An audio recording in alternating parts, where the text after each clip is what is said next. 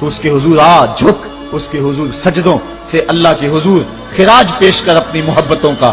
جب بندہ سجدے میں سر رکھتا ہے اللہ فرشتوں میں فخر کرتا ہے، میرے بندے کو دیکھو نا، بالآخر میرے حضور ہی جھکا ہے نا، کتنے گناہ کیے اس نے، کتنے جرم کیے اس نے، لیکن بالآخر میرے حضور آیا اور اپنے گناہوں کی معافی مانگتا ہے۔ فرشتوں گواہ ہو جاؤ، میں نے اپنے اس بندے کی مغفرت فرما دی۔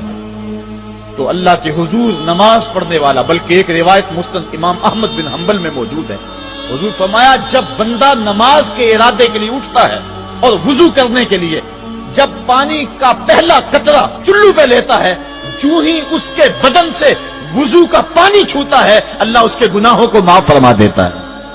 جس نماز کے قصد کے لیے اٹھیں اور وضو کریں اور پانی چھوتے ہی گناہ معاف ہو جائیں، اگر اس نماز کا اعلیٰ درجہ سجدہ کر لیا جائے تو پھر مالک کی کتنی رحمت نازل ہوگی۔ یہ کتنی بڑی دولت ہے، یہ کتنا بڑا سرمایہ ہے جس سے ہم لوگ محروم رہ جاتے ہیں۔ آؤ اللہ کی رحمتیں سجدے میں ڈھونڈے، سجدے میں پیشانی رکھ کے جب ہم اس کی رحمت کو مانگے تو وہ مالک ہمارے اوپر رحمتیں نازل کرے گا۔ مالک کے حضور جب بندہ عزت سے سر جھکا دیتا ہے اللہ کی رحمتیں بندے پہ نازل ہوتی ہے۔ ایک روایت میں آتا ہے جب بندہ نماز کے لیے کھڑا ہوتا ہے، ابھی اس نے سجدے میں جانا ہوتا ہے، ابھی وہ قیام ہی کرتا ہے، اللہ فرماتا ہے میرے بندے کے گناہ جو ہیں اس کے بدن سے نکال کے ایک سمت کر دو، تاکہ میرا بندہ اس حالت کے اندر میرے حضور حاضر ہو کہ وہ گناہوں سے پاک اور صاف ہو۔ نبی رحمت صلی اللہ علیہ وآلہ وسلم فرماتے ہیں کہ پھر اس کے سارے گناہ اس کے بدن سے اتار کے ایک سمت رکھ دی جاتی ہے اور بندہ مصلی پہ سبحان ربی العالی کے نغمے الاپتا ہے، رکوع کرتا ہے، سجدے کرتا ہے۔ جب سلام پھیر کے نماز ختم کر کے دعا کر کے جانے لگتا ہے تو فرشتے عرض کرتے ہیں مالک یہ جو گناہ اتار کے ایک سائڈ پہ رکھے تھے یہ دوبارہ اس کو دے دیں۔ اللہ فرماتا ہے جس کی جھولی سے گناہ نکال لیے تھے دوبارہ اس کی جھولی میں نہیں ڈالیں۔ اللہ اکبر۔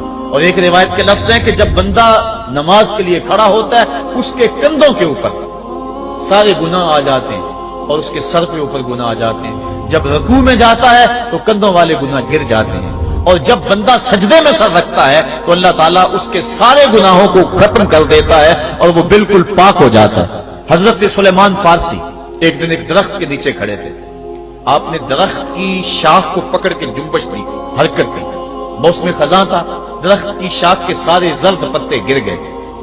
ایک صحابی پاس کھڑے تھے، انہیں پوچھنے لگے عثمان تو نے مجھے پوچھا نہیں کہ میں نے درخت کی شاخ کو یوں ہلایا کیوں ہے؟ انہوں نے کہا اچھا پھر آپ بتا دیں کہ آپ نے درخت کی شاخ کو یوں کیوں ہلایا ہے؟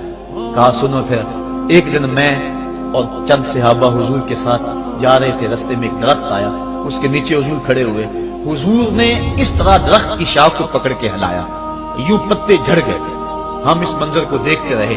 حضور علیہ السلام نے فرمایا سلمان فارسی تو نے مجھے پوچھا نہیں کہ میں نے اس درخت کی شاخ کو یوں کیوں ہلایا ہے؟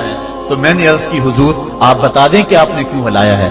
فرمایا سلمان جس طرح اس درخت کی شاخ کو ہلایا گیا اور سارے پتے جھڑ گئے، جب کوئی بندہ سجدے میں سر رکھتا ہے نماز پڑھتا ہے اس کے سارے گناہ دھل جاتے ہیں اور وہ پاک اور صاف ہو جاتا ہے۔ ایک دن فرمایا صحابہ اگر کوئی بندہ اس کے گھر کے سامنے سے نہر گزرتی اور وہ دن میں 5 مرتبہ اس نہر کے اندر غسل کرے تو بتاؤ اس کے بدن کے اوپر کوئی میل کچیل رہ جائے گا؟ عرض کی نہیں۔ فرمایا اس طرح جو 5 نمازیں پڑھتا ہے اس کے بدن کے اوپر گناہوں کا میل نہیں رہتا۔ اچھی بات دوسروں تک پہنچانا صدقہ جاریہ ہے، ویڈیو زیادہ سے زیادہ شیئر کیجیے۔